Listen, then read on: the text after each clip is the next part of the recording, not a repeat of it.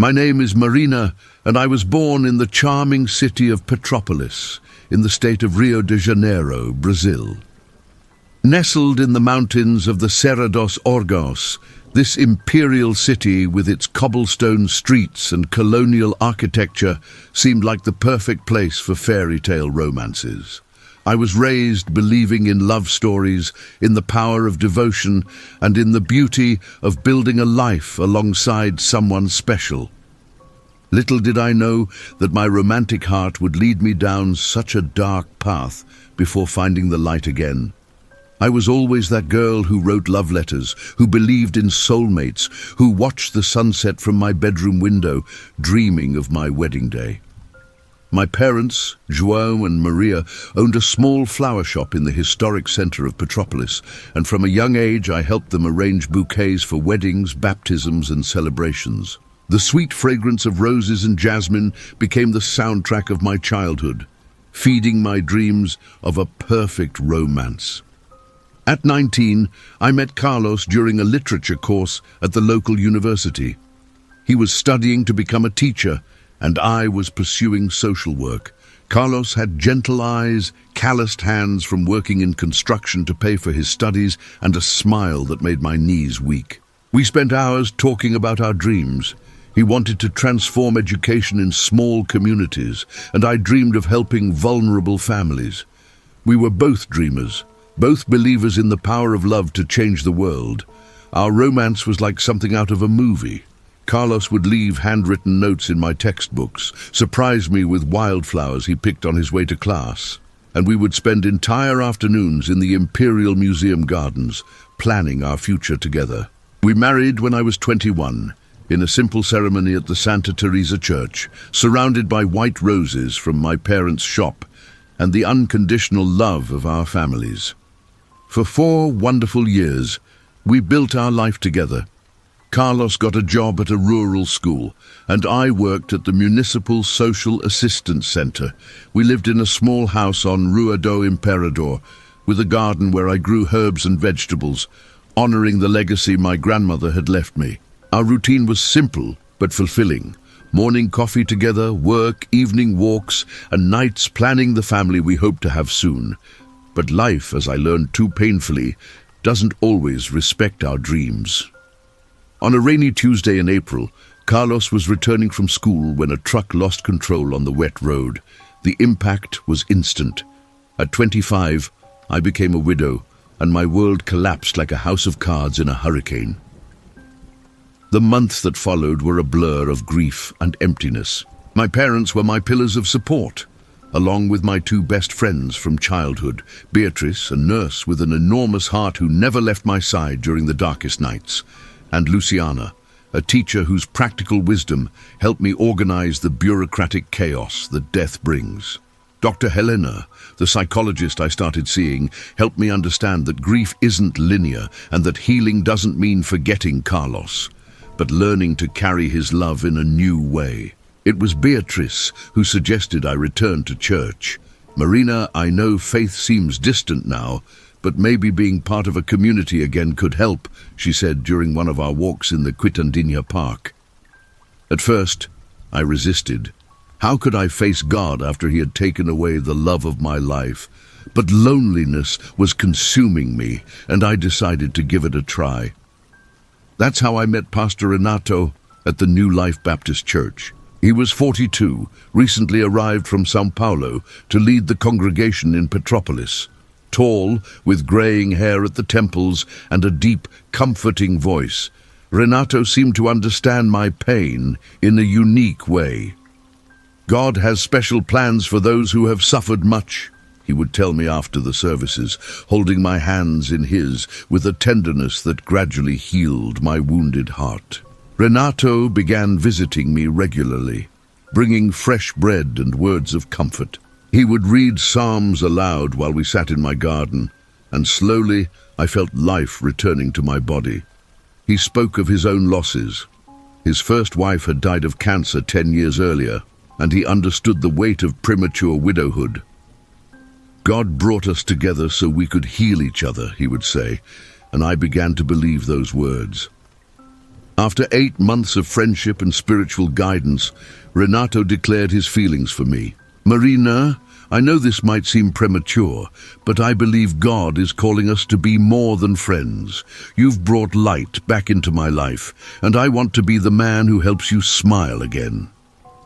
His proposal came on a Sunday evening, after a service where he had preached about second chances and divine redemption. Our courtship was intense and passionate. Renato showered me with attention, gifts, and promises of eternal happiness. He spoke of building a family together, of how I would be the perfect pastor's wife, of how our union was blessed by God himself. The church members celebrated our romance, saying we were an example of how God restores what was lost. We married 6 months later in December in a ceremony that seemed straight out of my teenage dreams. The church was decorated with white lilies and baby's breath. My dress was simple but elegant, and Renato cried when he saw me walking down the aisle. My parents were happy to see me smiling again, and my friends celebrated what seemed like the beginning of a new and blessed chapter. The first months of our marriage felt like a dream. Renato was attentive, romantic, and passionate. We lived in the pastoral house next to the church, a cozy 2-story home with a garden where I planned to grow the herbs I love so much. He would bring me coffee in bed, leave love notes in my Bible, and at night he would hold me as if I were the most precious thing in the world. But slowly, almost imperceptibly, things began to change. It started with small comments. "Marina, I think that dress is a bit too tight. Remember that you're a pastor's wife now." Or, "Don't you think you're spending too much time with Beatrice and Luciana? A married woman should prioritize her home." At first, I thought he was just concerned about appearances, about his reputation in the community. The restrictions began subtly. Renato suggested I stop working at the social assistance center. "A pastor's wife should dedicate herself fully to church ministry," he argued. I resisted at first, but he was so insistent, so convincing in his arguments about biblical submission and my role as his helpmate, that I eventually gave in. "It's just temporary," I told myself, "until we get more settled." Then came the isolation from my friends. Renato would create conflicts whenever Beatrice or Luciana visited. He would accuse them of being bad influences, of filling my head with worldly ideas. Gradually, I stopped inviting them over, and they began to distance themselves, not understanding the change in my behavior. The control over my church activities was the next step. Ironically, the man who had been my spiritual guide began restricting my participation in the church services. "You've been looking tired lately, my love. I think it's better if you rest during the services. I can handle the congregation's needs." What had started as apparent concern became a prison where I could no longer even participate in the community that had brought us together. 6 months into our marriage, I was completely isolated. I couldn't work, couldn't see my friends regularly, and could barely participate in church activities. When people asked about me, Renato would say I was dealing with health problems, that I needed rest and prayer. The worst part was that it wasn't entirely a lie. The stress and isolation were indeed making me sick. I developed insomnia, lost weight, and felt constantly anxious. My parents began to worry. During our weekly Sunday lunches, they noticed I was quieter, thinner, always looking over my shoulder as if waiting for Renato's approval to speak. "Daughter, is everything all right?" my mother would ask. But under Renato's watchful gaze, I would force a smile and say everything was wonderful. The situation reached a breaking point on a Tuesday evening in July. I'd been feeling particularly trapped and decided to take a walk to the town centre, something I hadn't done alone in months. I just wanted to breathe, to feel the cool mountain air on my face, to remember who I had been before becoming the pastor's wife. I was sitting on a bench in the Santos Dumont Square, watching people pass by, when I felt a hand on my shoulder. It was Renato. and his expression was a mixture of fury and disappointment that froze my blood. "What are you doing here, Marina? I've been looking for you everywhere. People are worried." His voice was controlled, but I could feel the anger burning beneath the surface. "I just needed some air," I stammered. "I didn't think—" "That's exactly the problem," he interrupted. "You're not thinking. About me, about our marriage, about what people will say seeing the pastor's wife wandering around town like a lost woman." The ride home was silent and tense. When we got to the house, Renato locked the door and turned to me with an expression I had never seen before. "Marina, I think you need some time to reflect on your priorities, on what it really means to be a godly wife." That night he didn't sleep in our bed. I heard him in the basement, moving things around, the sound of power tools echoing through the house. When I asked what he was doing, he simply said he was organizing storage space. The sounds continued for several days, always at night, while I lay in bed wondering what could require so much work in the basement. 2 weeks later, on a Saturday morning, I made a decision that would change everything. Renato had gone to a pastoral meeting in the neighboring town and wouldn't return until evening. It was my chance to escape, even if just for a few hours, to seek help, to find someone who could understand what was happening to me. I called a taxi and went to Beatrice's house. When she opened the door and saw my state, thin, pale, with dark circles under my eyes, she immediately pulled me inside. "Marina, my God, what's happening to you?" For the first time in months, I told the truth. I talked about the isolation, the control, how I felt like a prisoner in my own life. Beatrice listened with growing horror and immediately suggested we call my parents, that I should stay with her that night and not return home. But I was scared. Renato was respected in the community, a man of God. Who would believe that a pastor was imprisoning his wife? "I need to go back," I said, despite Beatrice's protests. "Maybe I'm exaggerating. Maybe if I try to be a better wife—" "Marina, listen to what you're saying." Beatrice grabbed my hands. "You're not the problem. What you're describing isn't love, it's control, it's abuse." But fear was stronger than reason. I returned home before Renato came back, hoping he wouldn't notice my absence. I was wrong. When he arrived that evening, his eyes scanned the house like a predator, sensing that his territory had been invaded. "Where were you today, Marina?" His voice was dangerously calm. "I was here all day," I lied, but my trembling voice betrayed me. He walked slowly toward me, and for the first time, I felt physical fear of my husband. "Don't lie to me. Mrs. Santos from next door said she saw you leave in a taxi this morning."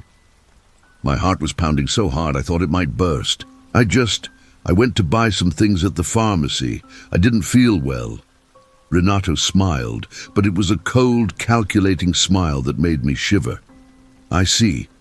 Well, since you're not feeling well, I think it's time for you to have the rest you so desperately need." He grabbed my arm with a force that would leave marks and dragged me toward the basement. "Renato, what are you doing? Let me go!" I screamed, but his grip only tightened. When he opened the basement door and turned on the light, I saw the horror he had been building during those nights. I heard noises. In the corner of the basement, he had constructed a cage. Not a room, not a storage area. A real cage, made of metal bars, with a small mattress inside, a bucket and a bottle of water. "Welcome to your new home, my love," he said, pushing me inside and locking the padlock. "Here you can have all the rest and reflection time you need." I can't describe the terror that consumed me in that moment, the disbelief, the shock of realizing that the man who had promised to love and protect me was capable of something so monstrous. I screamed until my throat was raw. I shook the bars until my hands bled, but the basement was soundproof and isolated. Days passed, or was it weeks? In the darkness of the basement, with only a small window near the ceiling to indicate whether it was day or night, time lost all meaning. Renato would come down twice a day to bring me food and water. always with that same cold smile and words about how this was for my own good, how I needed to learn to be an obedient wife. He would tell the congregation that I was going through a severe depression and needed complete isolation to recover. People sent flowers and cards, which he would show me mockingly. Look how much they care about you. If only they knew you were just a rebellious wife who needed correction. I don't know how long I stayed in that cage. My body began to weaken. My mind started to fragment. I prayed, I cried, I screamed silently so as not to give him the satisfaction of hearing my despair. At night, I could hear him upstairs, living his normal life, preparing sermons about love and compassion while keeping his wife locked like an animal. The opportunity for escape came on a rainy Thursday. Renato had gone to a pastoral conference in Rio de Janeiro and would be away for 2 days. But in his arrogance, he had forgotten to check if the padlock was properly closed after bringing my breakfast. When I pushed the cage door, it opened. My legs could barely support me after so much time without proper movement, but adrenaline gave me strength. I climbed the basement stairs like a ghost returning from the dead, and when I reached the upper floor, sunlight felt like a miracle on my skin. I knew I couldn't go to my parents' house. It would be the first place Renato would look. I couldn't go to my friends for the same reason. In my desperation and confusion, I just started walking, without direction, just wanting to get as far away as possible from that house of horrors. I walked for hours through streets I didn't recognize, my feet bleeding in shoes that no longer fit my swollen feet. The afternoon rain soaked my clothes, but I kept walking, as if distance could erase the nightmare I had lived. As the sun began to set, I found myself in a neighborhood I had never visited before. There was a simple house with a white facade, and I could hear the sound of drums and singing coming from inside. Without thinking, I approached and knocked on the door. A black woman of about 60 opened the door. She was wearing a white dress and had kind eyes that seemed to see right through my soul. When she saw my state, dirty, thin, with eyes full of terror, she didn't ask questions. She simply opened her arms and said, "Come in, my child. You're safe now." "My name is Donna Neves," she said, guiding me to a chair in what appeared to be a living room decorated with images of saints and orixás.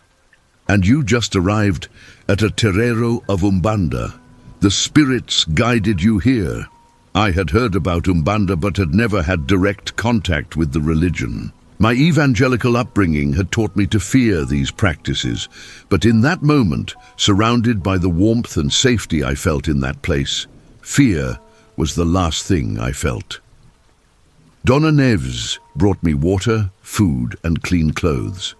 As I ate the first decent meal I'd had in weeks, she sat beside me and said, "You don't need to tell me what happened yet, but I want you to know that you're under the protection of the orixás now. Nobody will hurt you here." That night, I slept for the first time in months without fear. Donna Neves prepared a small room for me with clean sheets and the scent of lavender. "Tomorrow we'll talk," she said. "Tonight, just rest." Over the following days, as my body recovered, I told Donna Neves my story. She listened without judgment, nodding as if she had heard similar stories many times before. "Abuse disguised as love," she murmured.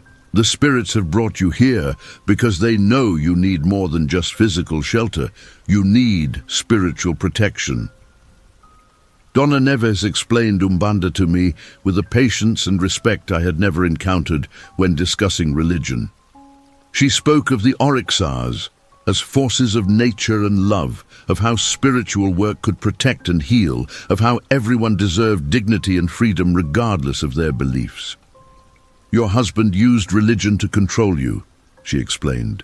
"But true spirituality is about liberation, about love, about respecting the divine spark that exists in every human being. What he did to you is an abomination in the eyes of any true God." As days passed and I regained my strength, Donna Neves suggested that we do spiritual work for my protection and freedom. I'm not talking about revenge, she clarified. I'm talking about justice, about ensuring you're truly free and that he can never hurt you or any other woman again. The preparation for the spiritual work took several days. Donna Neves explained each step, each element, each prayer.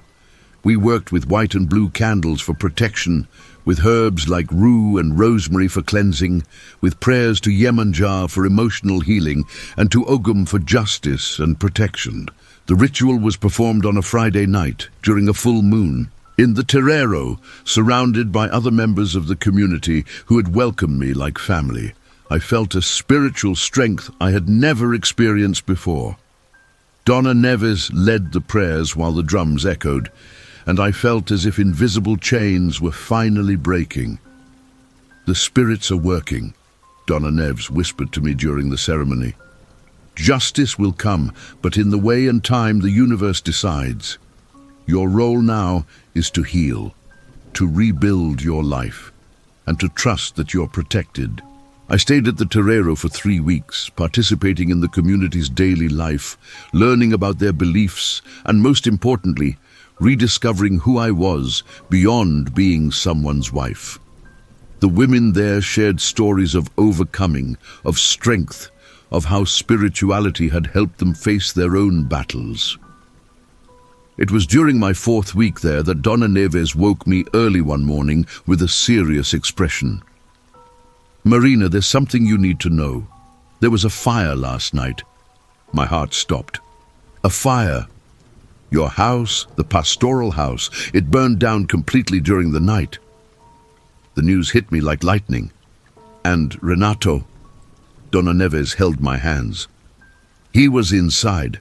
The firefighters found his body in the basement, apparently trying to save some documents. He didn't survive." I don't know what I felt in that moment. Relief, guilt, sadness.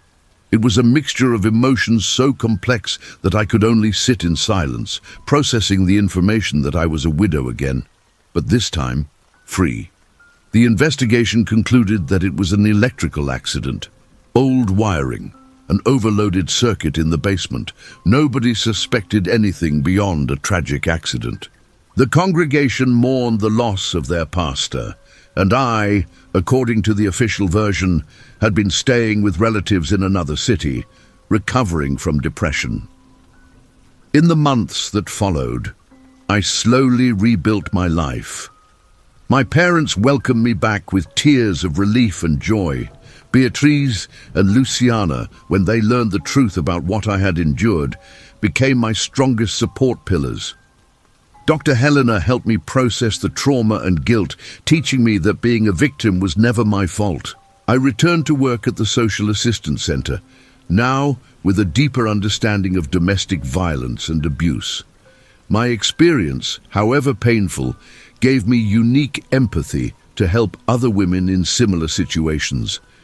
I became a volunteer at a shelter for abused women, and many found in my story the strength to seek their own freedom.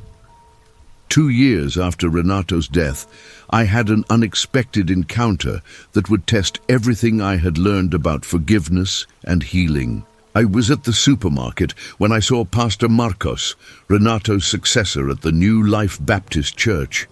He had been one of Renato's closest friends and had never questioned the official version of events. "Marina!" he called out, approaching with a smile that seemed forced. "How good to see you. How are you?" "I'm well, Pastor Marcos. Thank you."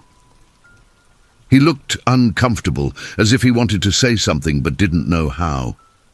Finally, he murmured, "Marina, I've been thinking a lot lately. About Renato, about you, about some things that didn't make sense at the time." My heart accelerated. "What do you mean?" "I found some things when I was cleaning out his office. Letters, notes. I think he was sick, Marina. I think he was much sicker than any of us imagined. Pastor Marcos told me he had found documents showing Renato's history of controlling behavior with his first wife. medical reports about psychological treatments he had abandoned, and even architectural plans for security modifications in the house that now made sinister sense.